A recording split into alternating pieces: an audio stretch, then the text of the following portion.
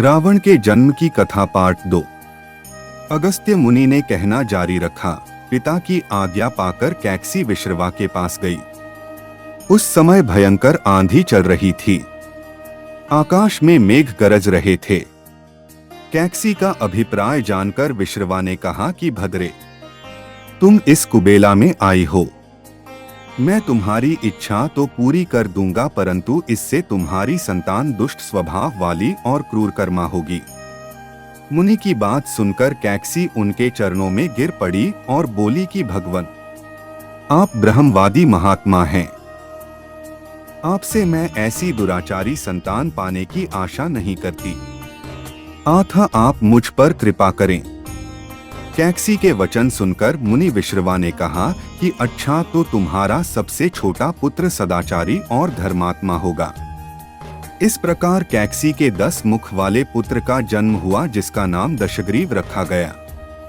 उसके पश्चात कुंभकर्ण, शूर्पणखा और विभीषण के जन्म हुए। दशग्रीव और कुंभकर्ण अत्यंत दुष्ट थे, किंतु विभीषण धर्मात्मा प्रकृति का था। अपने भाई वैश्रवण से भी अधिक पराक्रमी और शक्तिशाली बनने के लिए दशग्रीव ने अपने भाइयों सहित ब्रह्मा जी की तपस्या की। ब्रह्मा के प्रसन्न होने पर दशग्रीव ने मांगा कि मैं गरुड़, नाग, यक्ष, दैत्य, दानव, राक्षस तथा देवताओं के लिए अवध्य हो जाऊं। ब्रह्मा जी ने तथास्तु कहकर उसकी इच्छा पूरी कर दी। विभीषण ने धर्म में अविचल मति का और कुंभकर्ण ने वर्षों तक सोते रहने का वरदान पाया। फिर दशग्रीव ने लंका के राजा कुबेर को विवश किया कि वह लंका छोड़कर अपना राज्य उसे सौंप दे। अपने पिता विश्रवा के समझाने पर कुबेर ने लंका का परित्याग कर दिया और रावण अपनी सेना, भाइयों तथा सेवकों के साथ लंका में रहने लगा।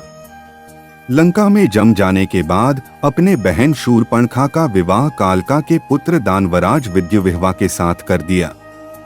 उसने स्वयं दिति के पुत्र मय की कन्या मंदोदरी से विवाह किया, जो हेमा नामक अप्सरा के गर्भ से उत्पन्न हुई थी।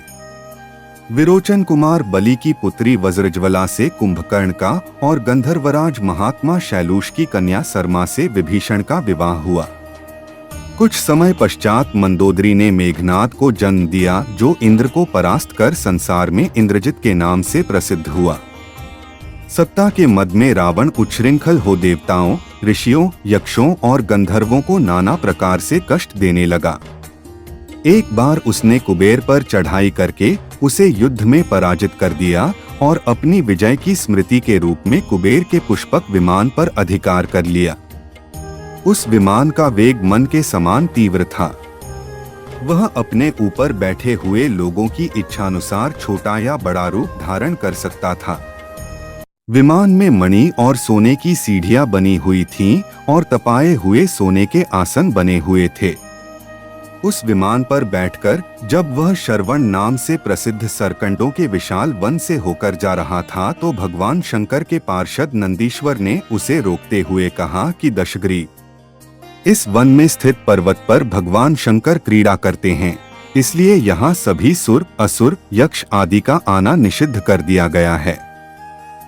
नंदीश्वर के वचनों से क्रुद्ध होकर रावण विमान से उतरकर भगवान शंकर की ओर चला। उसे रोकने के लिए उससे थोड़ी दूर पर हाथ में शूल लिए नंदी दूसरे शिव की भांति खड़े हो गए। उनका मुख वानर जैसा था।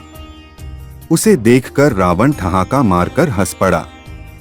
इससे कुपित हो नंदी बोले कि दशानन, तुमने मेरे वानर रूप की अवहेलना की है, इसलिए तुम्हारे कुल का नाश करने के लिए मेरे ही समान पराक्रमी रूप और तेज से संपन्न वानर उत्पन्न होंगे।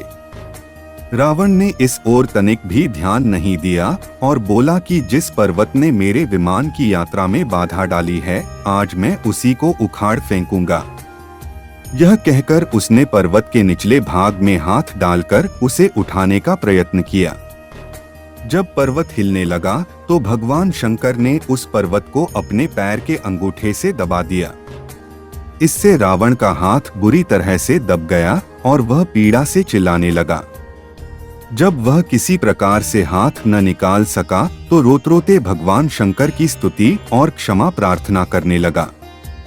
इस पर भगवान शंकर ने उसे क्षमा कर दिया और उसके प्रार्थना करने पर उसे एक चंद्रहास नामक खड्ग भी दिया।